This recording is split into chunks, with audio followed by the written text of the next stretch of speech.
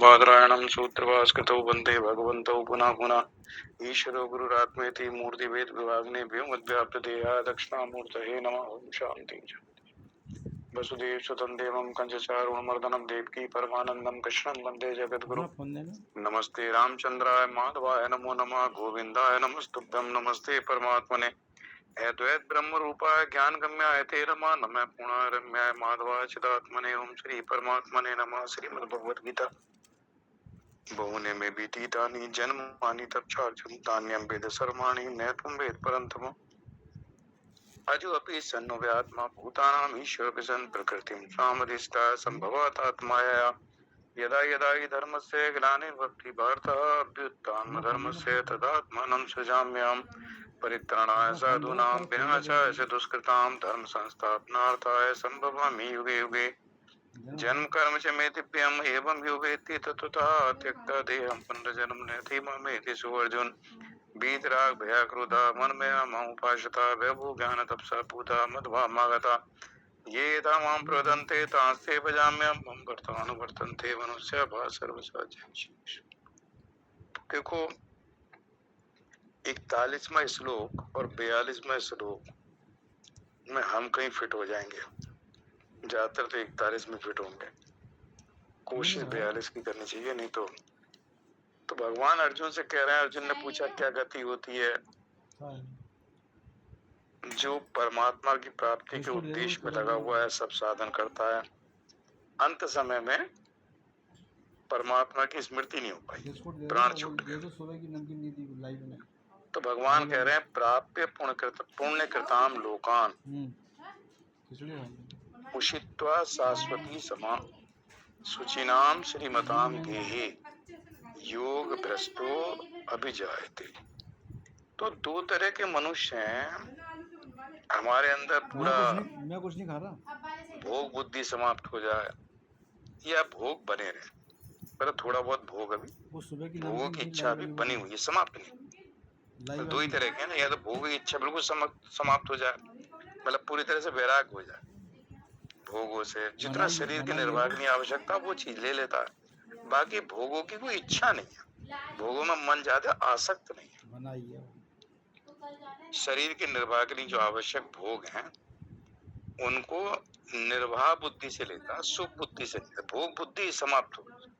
एक तो ऐसा व्यक्ति, एक है अभी मन में थोड़ा भोग की इच्छा है, लेकिन परमात्मा प्राप्ति के उद्देश्य के कारण परमात्मा प्राप्ति के काम में लगा रहता, ध्यान भजन पूजा जप ध्यान जो भी करता है, स्वाध्याय। तो जिसकी वासना भी थोड़ी बहुत रह गई है, भोग बुद्धि है, और परमात्मा की प्राप्ति के काम में लगा रहता, साधन परमात्मा संसार बहुत ज्यादा आसक्त नहीं है, लेकिन अभी थोड़ी भोग हुई बुद्धि है, मतलब पूरी तरह से भोगों से वैराग्य नहीं हुआ। अंतिम समय परमात्मा की स्मृति नहीं हो पाई, बड़ा खतरनाक मामला। तो उसको कहते हैं प्राप्त पुण्य कृताम लोकान, पुण्य कर्म करने वाले लोगों को प्राप्त हो जाए, मतलब स्वर्ग को। चूंकि स्वर्ग में भोग है, तो भगवान कहते हैं तेरे मन में थोड़ी भोगों की इच्छा है, तो स्वर्ग के भोग भोग, बजाय संसार के भोगों के स्वर्ग के भोग भोग। और स्वर्ग के भोग भोगते भोगते उसको स्वर्ग के भोगों में फिर वहां अरुचि हो जाती, मन भर जाता। तो बहुत समय तक स्वर्ग के भोग भोगने के बाद सुचिनाम श्रीमताम की, चूंकि शाश्वती समा का बहुत वर्षों तक वहां रहता है, चूंकि इतना उसने भजन पूजन ध्यान किया, कोई कामना नहीं थी उसकी, समझ लो मेरे पास, सकाम भाव से नहीं कर रहा था, एक तरह से भोगों में थोड़ी इच्छा थी, भोग की इच्छा रह जाती। तो ऐसा व्यक्ति श्रीमान जो धनवान है, लेकिन है अच्छे, मतलब ऐसा नहीं है बड़े करप्ट टाइप के लोग हैं, बड़े गलत तरीके से धनवान पैसा इकट्ठा किया, मतलब सही तरीके से धन है उनके पास, और धनवान है थोड़ा सात्विक प्रवृत्ति के लोग हैं। क्योंकि परमात्मा प्राप्ति का उद्देश्य है, तो वहां जाएगा ना, तो वहां उसको वातावरण मिलेगा वैसा, धनवान, और भोग भी मिल जाएगा। धनवान है तो वह भोग भी होंगे, पैसा है, सब कुछ है, सब खाने पीने की बढ़िया व्यवस्था है। तो धनवान सुचि नाम श्रीमताम के शुद्ध ममता रहित, सुचि नाम ये कहा जो ममता रहित श्रीमानों का, तो उनमें बहुत ज्यादा सत्वगुण है। जैसे बिरला जी के परिवार था, तो बिरला जी के परिवार में राम किंकर जी आते थे, कथाएं होती थी, बिरला मंदिर, इन्होंने मंदिर बहुत बनवाए, जयपुर में बिरला मंदिर, दिल्ली में बिरला मंदिर, काफी जगह बिरला मंदिर बनाए, धर्मशालाएं बनवाई, कथाएं कराते थे, बड़े बड़े अच्छे, मतलब राम किंकर जी कथा करते थे। तो ऐसे ही बिरला मंदिर में नियमित कथाएं चलती। तो ये लोग हैं शुद्ध तरीके से हैं बिरला जी जब तक जिए शर्मा जी, वो उन्होंने बोला कि करनी बंद न होगी, कहीं ना कहीं चलता ही रहेगा कंस्ट्रक्शन काम, कोई ना कोई मंदिर कहीं ना कहीं बनता ही रहेगा उनका, जब तक जीवन में जिए वो घनश्याम दास बिरला, उनका काम चलता ही रहा। अब तो पता नहीं। ये लोग थे वो वाले जो सुचिनाम श्रीमताम के, तो कथा भी कराते रहते थे, बड़े अच्छे अच्छे लोगों की बिरला मंदिर में ना, जो अच्छे सन्यासी थे। राम के जो मैंने सुनी है, तो अच्छे सन्यासी को, उसके बाद अभी सुनी थी 2-3 साल पहले, ये आते थे स्वामी अनुभवानंद जी, बड़े अच्छे, मतलब सरल भाषा में वेदांत को समझाते हैं, गीता स्वामी अखंडानंद जी उनके परम गुरु थे महाराज। बहुत बताओ ना किस लेवल के संत होंगे, मतलब बिजनेसमैन होंगे, ये कह रहा हूँ। तो ये जो गीता का श्लोक है, ऐसे लोगों के लिए है जो बिल्कुल सात्विक हैं, जहाँ इस तरह के सन्यासी जिनके घर में आके रुकते हैं, जिन्होंने मंदिर बनवाए, मंदिर में कोई कामना नहीं थी इसलिए मंदिर बनवा रहा हूँ, बस ये अपना जो धन है उसका इतने % धन का मुझे मंदिरों में लगाना, प्रवचन कराने, कथा करानी है, मतलब उनकी जो भक्ति थी वो इधर ही थी। तो ऐसे घर में वो जन्म लेता है और फिर वो उसको वहां सब भोग सुख सुविधाएं मिलती हैं, और उस घर में चूंकि महात्मा आते रहते हैं, कथाएं होती रहती हैं, मंदिर बनते रहते हैं, तो ऐसे ही उसके अंदर परमात्मा प्राप्ति का जो उद्देश्य छूट गया था, फिर उसको वहां पकड़ लेता, ग्रहण कर लेता। आगे आएगा ये बात। तो ऐसे व्यक्ति को कह रहे हैं भगवान, तो हम जो लोग साधन कर रहे हैं, साधना कर रहे हैं, तो परमात्मा प्राप्ति का उद्देश्य हम सबका है, तो हमें थोड़ा थोड़ा भोगों में जो आसक्ति है वो थोड़ा सा देख लेना चाहिए, अपनी अपनी कहाँ है और कितनी है, धीरे धीरे उसको थोड़ी सी कम करते चले जाएं, और दिन में परमात्मा की स्मरण रखें, मतलब उठते बैठते चलते फिरते, ज्यादा काम नहीं होता तो मतलब थोड़ा सा राम कृष्ण जो भी है, किसी का नाम थोड़ा सा ले लिया, फिर थोड़ी बहुत देर याद आके फिर ले लिया, फिर कभी कभी अपने आप आ जाता, नहीं तो रहता। तो उससे क्या है, भोगों में कि चिंतन ना करें, विषयों का चिंतन थोड़ा सा कम कर दें, संसार का चिंतन कम कर दें, तो धीरे धीरे विषयों का चिंतन कम करने से विषयों की आसक्ति फिर समाप्त होने लगती है। जब विषयों का चिंतन, संसार का चिंतन करते हैं तो वो बनी रहती है। उस तरह की देखो, साधना यही नहीं हम भजन कर रहे हैं, जप कर रहे हैं, साधना है कि हमारा जो व्यवहार है, जो व्यवहार में हम कितना विषयों में आ सकते हैं, कितना संसार में आ सकते हैं, कितना हम विषयों का चिंतन करते हैं, कितना हम भोग बुद्धि से, मतलब ये खाने का सामान घर में है, एक तो शरीर के निर्वाह के लिए एक भोग बुद्धि है कि नहीं आज तो मटर पनीर ही बनेगा, बिना पनीर के आज ही नहीं को, आज पूरी बनेगी, आज ये बनेगा, आज ये बनेगा, ये मतलब उसके दिमाग में खाने पीने की चर्चा रहती है, तो घर वालों को परेशान करता रहता।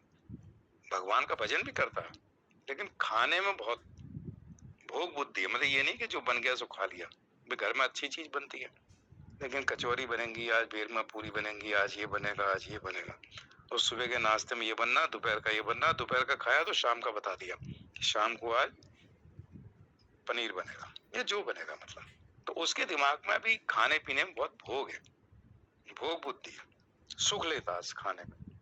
तो उसको कहते हैं भगवान परमात्मा प्राप्ति में लगा हुआ, अंतिम में समय मान लो उसके दिमाग में खाने की कोई बात आ गई, ये मतलब क्योंकि दिन भर खाने की बात करता है, दोपहर में ये बनेगा शाम के, और शाम को प्राण निकले, खाने का समय था, तो उसको लगा पनीर बना था और मेरी तो मृत्यु हो रही है, तो फिर खाने पीने में दिमाग रह गया, मतलब भोगों में ही रह गया। तो उसको भगवान कहते हैं, उसको इतने भोग देते हैं स्वर्ग में कि स्वर्ग में खूब भोग, जब तेरी अरुचि हो जाएगी फिर उसको श्रीमान के ऐसे घर में जन्म देते हैं, चूंकि उद्देश्य परमात्मा प्राप्ति का, लेकिन जब समय मिलता तो खाने पीने में लग जाता था, मतलब जो भी जैसे तरह के भोग है उसको भगवान समझा रहा है। तो इसलिए भोग की तरफ से थोड़ा सा ये साधना करनी चाहिए कि मेरे मन में अभी ये भोग की इच्छा है, तो इसको धीरे धीरे मैं निवृत्त करूं, ये मतलब जल्दी छूटने के चांसेस हो जाते। तो 41वें श्लोक में ये बात भगवान बता रहे हैं, इसलिए बहुत समय तक रहता है, स्वर्ग की प्राप्ति के लिए ये काम नहीं कर रहा था, परमात्मा की प्राप्ति के उद्देश्य था, इसमें कोई डाउट नहीं है। लेकिन चूंकि सकाम वाली बात राम सुखदास जी ने लिखी ना, उन्होंने चिन्मय मिशन वालों ने लिखी है, चिन्मयानंद जी ने, उसमें लिखा कि सकाम भाव से जब ध्यान पूजा करता है, सब करता है, तो स्वर्ग में जाएगा, लेकिन जितना उसके पास पुण्य है उतने समय तक स्वर्ग में रहने के वापिस आ जाएगा। लेकिन ये जो व्यक्ति है जिसका परमात्मा प्राप्ति का उद्देश्य है और अभी भोगों में थोड़ा सा सुख है, लेना चाहता है, बहुत ज्यादा मतलब जो करता है ये सकाम भाव से नहीं करता, तो वो कहते हैं काफी वर्षों तक स्वर्ग में रहने के बाद अरुचि हो जाती, तब श्रीमान के धनवानों के घर में जन्म लेके उस आगे बढ़ाता। दूसरा व्यक्ति है जिसकी वासना रहित है, जिसकी भोगों की बहुत ज्यादा इच्छा नहीं है, भोगों से विरक्त हो गया, परमात्मा प्राप्ति के उद्देश्य में। सबके साथ नहीं होता, वो कहते हैं फिर भी किसी के साथ ऐसा हो जाए कि मृत्यु के समय भगवान की स्मरण ना रहे, भला बहुत कम होता होगा, क्योंकि जो दिन भर यही सोचता है, भगवान के विषय में सोचता है, भगवान की चिंतन करता है, ब्रह्माकार वृत्ति ब्रह्म चिंतन करता है, स्वाध्याय करता है, 2 घंटे सत्संग सुनता है, जप करता है, तो उसके दिमाग में दिन भर यही बातें रहती है ना, तो अंतिम समय में यही बात आएगी कि मैं शरीर नहीं हूँ, मैं शरीर से अलग आत्मा हूँ। जो दिन भर सुनेगा वही तो संस्कार बनना है, वही संस्कार के रूप में संचित हो रहा है, तो जो संस्कार संचित हो रहा है वही भाव बनना है। तो जब उसके दिमाग में रोज ये बात सुनता है कि मैं शरीर नहीं हूँ, आत्मा हूँ, शरीर के साथ मेरा कोई संबंध नहीं है, प्रकृति से बना हुआ है, मेरा संबंध परमात्मा है, रोज सुनते सुनते सुनते सुनते ऐसे संस्कार बन गए कि जब मृत्यु घेरेगी उसे लगेगा मेरी मृत्यु का समय हो गया, उसको आभास हो जाता है, तब उसके दिमाग में देखो मैं शरीर नहीं हूँ, मैं तो शरीर से अलग हूँ, मृत्यु तो शरीर की होती है, तब तो उसके प्राण उत्क्रमण ही नहीं करेंगे। ये भाव अगर आ गया तो वो शरीर से अपने आप को उसने संबंध पूरी तरह से तोड़ चुका है, तो प्रकृति के साथ कोई संबंध उसका नहीं है, तो सारे कर्म जो है वो संचित कर्म जितने भी बचे थे वो सब चित्त में रह जाते हैं, तो उसके साथ उसका संबंध ही नहीं रहा। लेकिन मान लो कि उस वक्त परमात्मा के साथ संबंध जुड़ा हुआ है, किसी सकार सगुण साकार रूप परमात्मा का चिंतन करते, तो उनके लोक में भी रहता, वहीं रहता, फिर सामी पे सामी इस तरह की। तो दूसरे को कह रहे हैं जो वासना रहित है लेकिन किसी कारण अंतिम समय में योग भ्रष्ट हो गया, मतलब परमात्मा की स्मृति नहीं रह पाई, तो उसको 42वें श्लोक में कह रहे हैं उस व्यक्ति के बारे में, कहते हैं अथवा, पहले 41 में और 42 में अथवा लगा दिया या, तो वो क्या है, योगिनाम में कुले भवति धीमता एतत् विधुर्लभतरम लोके जन्म यदि दृष्ट। अथवा या वो कहता है वैरागमान, मतलब ऐसे जो है जो वासना रहित हो गया, भोगों में उसकी इच्छा नहीं है, जिसको साधन अच्छा लगता है, साधन में रुचि है, वो परमात्मा की प्राप्ति का उद्देश्य बनाकर साधन में लगा रहे, पर अभी वो साधन में रहता, तो ऐसे व्यक्ति को कह रहे हैं वो स्वर्ग में नहीं जाता, क्योंकि वासना रहित है, भोग बुद्धि बिल्कुल समाप्त हो गई, तो स्वर्ग में जाके भोगों को क्यों भोगेगा, उसके मन में कहीं कोई इच्छा नहीं है भोग की, मतलब इसी शरीर में रहते रहते पूरी तरह से भोग से निवृत्त हो गया,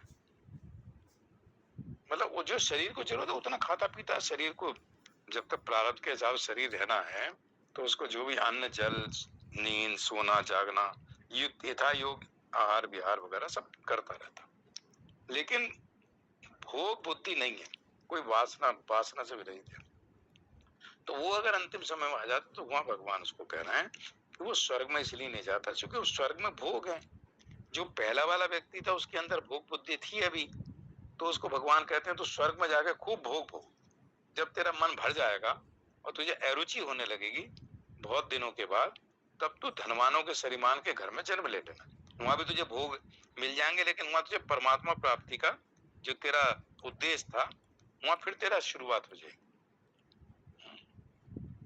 44वें श्लोक में आएगा, तो फिर यहाँ कहते हैं कि इसमें चूंकि भोग बुद्धि नहीं है तो ये स्वर्ग में जाके क्या करेगा, भगवान भी देख रहे हैं कि स्वर्ग में भोग की क्या करेंगे, चूंकि भोगों में इसकी इच्छा ही नहीं है, अभी थोड़ा सा परमात्मा की स्मरण इसको जो रहना चाहिए, अंतिम समय में फिर उसकी विस्मृति हो गई, उसको कह रहे हैं योगी नाम एव कुले भक्ति धीमता, तो धीमता मतलब ज्ञानवान, धी मतलब बुद्धि को कहते हैं, तो ज्ञानवान योगियों के कुल में, एव भक्ति ही जन्म लेता है। मतलब ऐसा व्यक्ति योगियों के कुल में ही जन्म लेता है। क्योंकि वहां ज्यादा पैसा नहीं होगा योगी के पास, लेकिन उसके पास पूरा, ये योगी जो कहा है ना ज्ञानवान योगी, ये वो योगी है जो तत्व ज्ञान जिसको प्राप्त, जिसकी स्थिति परमात्मा में, जो स्थित प्रज्ञ। हालांकि आज के डेट में संसार में बड़े कम मिलते हैं, लेकिन ऐसा ज्ञानवान योगियों के कुल में जन्म लेता है। क्योंकि इसके अंदर भोग नहीं है, बस कहीं अभी जो थोड़ी सी उसके साधन में कमी रह गई थी, वो साधन पूरा करना है, ताकि इस आवागमन के चक्कर से हमेशा के लिए मुक्त हो जाए। तो देखो, अगला जन्म और अगली योनि हमारे ऊपर ही निर्भर करती है कि हमारे अंदर भी वासनाएं हैं, भोग हैं, संसार में आसक्ति है या आसक्ति समाप्त हो गई है, हमारा उद्देश्य संसार में ही है, परमात्मा की प्राप्ति का है। मतलब हमारे अगला जन्म, हमारे किए हुए कर्म, हमारे संस्कार, वासना, इस पर निर्भर करता है। मतलब ऐसा कोई नहीं कि हमारे मन में कुछ और हो, हम कुछ साधन कर रहे हैं और जन्म कुछ और मिल जाए। अगला जन्म निर्धारित करने के लिए हमें ही तय करना है कभी हमारे अंदर क्या क्या कमियां रह गई गीता के अनुसार, उसको हमें क्या क्या सुधार के ठीक करना था कि अगली बार से हम बताएगा तो खुद भी तो जवाब दे सकता है तत्काल निकल जाए। मतलब इसी बार निकल जाए, अगली बार के तो कोई कह ही नहीं सकता, इसी बार निकल जाए। वो कहते हैं कि ऐसा व्यक्ति जो योगी कुल में चलो, योगी कौन है? जो स्थित प्रज्ञ, जो परमात्मा या ज्ञानवान योगी था, जिसको तत्व का ज्ञान है। तो बच्चे कुछ पैदा होते ही प्रभु जी ने 4-5 साल के सिद्धार्थी तभी गीता कंठस्थ करा दिया। 6 साल में कहते हैं कि जैसे हम A for apple, B for beta करते हैं, तो उन्हें पढ़ाई नहीं की, रटा दी। 8 साल में बिल्कुल यूं कहते थे कि कहते थे सुना, जैसे हमसे कहते हैं ना टेबल सुनाओ, 2 दूनी 4 2 6 6 पेरेंट्स कहते हैं, तो ऐसे वो कहते थे। स्कूल तो भेजा नहीं था उन्हें किसी। 8 साल के 10 साल के तो कैलाश आश्रम में भेजते थे, खुद लेके जाते। तो उन्होंने कहा सुना कि भगवत गीता रोज सुबह, तो वो शुरू करते थे पहले श्लोक से और 700 श्लोक सुना के तब उनको थोड़ा सा कहते थे आराम कर, फिर उपनिषद, फिर ये फिर वो। तो उन्होंने शुरू से ही, तो उनका पूर्व जन्म का कुछ होगा, तो प्रभु जी उत्पन्न हुए, पैदा हुए, और उनको वैसे ही भगवत गीता, उपनिषद के सब मिल गए। तो उस केस में वो कहते हैं कि ऐसा व्यक्ति उनके कुल में जन्म लेता है जो परमात्मा प्राप्ति, जिन्हें ऑलरेडी सारे उपनिषदों का, गीता का, सबका ज्ञान था। तो उसको कहते हैं योगी नाम कुले भक्ति धीमताम, जिनकी बुद्धि परमात्मा तत्व में स्थिर हो गई, ये लिखते हैं रामचंद्र। ऐसे योगी कुल में वैरागवान योग भ्रष्ट, चुका वैरागवान। सिद्धार्थ जी को देखो ना, किसी चीज का राग ही नहीं। जब प्रभु जी की शरीर शांत हुआ तो 1 साल तक वो नंगे पैर विदेश भी गए, इंडिया में घूमे, गर्मी भी थी, सर्दी भी थी, नंगे पैर, और एक अपने हाथ का भोजन, एक टाइम। तो अपने हाथ, कहीं भी गए बाहर तो अपने हाथ से बनाना और एक समय भोजन करना, बाकी दिन भर स्वाध्याय करते रहना, ये ध्यान करना, जप करना। तो ये कितनी बड़ी तपस्या थी। तो वो कहते हैं ऐसा व्यक्ति उसमें होता है। एतद्धि दुर्लभतम, ऐसा जो संसार में बहुत ही दुर्लभ है ऐसा जन, जो उसके बाद तो छूटेगा ही ना पूरी तरह से। ये यहाँ भगवान कह रहे हैं इसलिए। और फिर 43-44 बताएं कैसे पूर्व जन्म के संस्कार उसके सामने आते हैं। ये भगवान अगले 2 श्लोक को बताएंगे, दोनों के बारे में। मतलब जो स्वर्ग में गया है और जो योगी कुल में जा रहा है, उन दोनों के संस्कार कैसे उनके सामने अगले जन्म में उनको प्राप्त हो जाते हैं। ओम पूर्णमदः पूर्णमिदं पूर्णात् पूर्णमुदच्यते पूर्णस्य पूर्णमादाय पूर्णमेवावशिष्यते। ओम शांति शांति। इन श्लोकों से भी पता चलता है कि अंतिम समय के चिंतन बड़ा महत्वपूर्ण है। तो अंतिम समय कौन सा हुआ कोई नहीं कह सकता, तो इसलिए हमारा जो चिंतन है अब वर्तमान का, वही बड़ा महत्व रखता है। इसलिए चिंतन हमारा शुद्ध होता जाए। बहुत ज्यादा संसार का, विषयों का, इधर उधर की दुनियादारी का चिंतन थोड़ा सा कम जितना कर सकते हैं करने का प्रयास करते हैं। जय श्री कृष्ण। श्री कृष्ण नमस्तु हरि ओम तत्सत। जय श्री कृष्ण।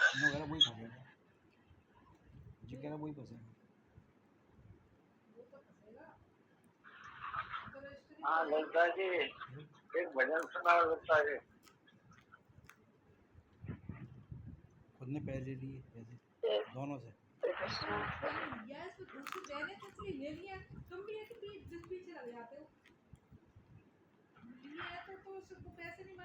और मैं नहीं दे सकता था, जैसे उसने दिया मैं भी दे देता पैसे। ये तो मैं उसकी कह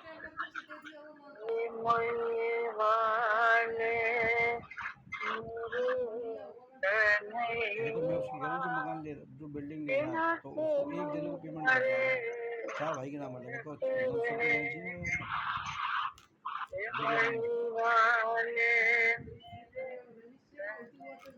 देना चाहिए बिना तुम्हारे तड़प रहे, तुम्हारे यादों में प्राण प्यारे, तुम्हारे यादों में प्राण प्यारे, आँखों दुकान से से ला के देना पड़ेगा वो पैन कार्ड।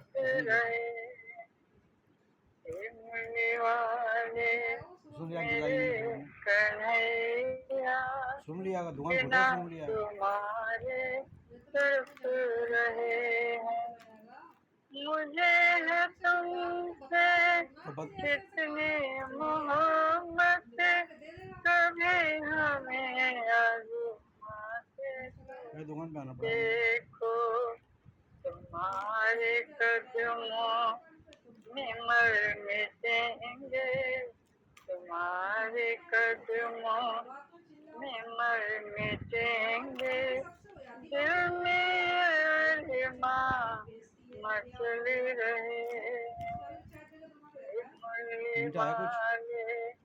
मेरे कन्हैया बिना तुम्हारे तड़प रहे हैं, मुझे है चाहत बस एक तेरी, न छोड़ना मुझे अकेला, तुम मुझसे बस इतना सा ही कह दो, तुम मुझसे बस इतना सा ही कह दो, मिलने को तुमसे हम चल दिए हैं, हे मुरली वाले मेरे कन्हैया बिना तुम्हारे तड़प रहे हैं, हम तुमसे दामन फैला के मांगे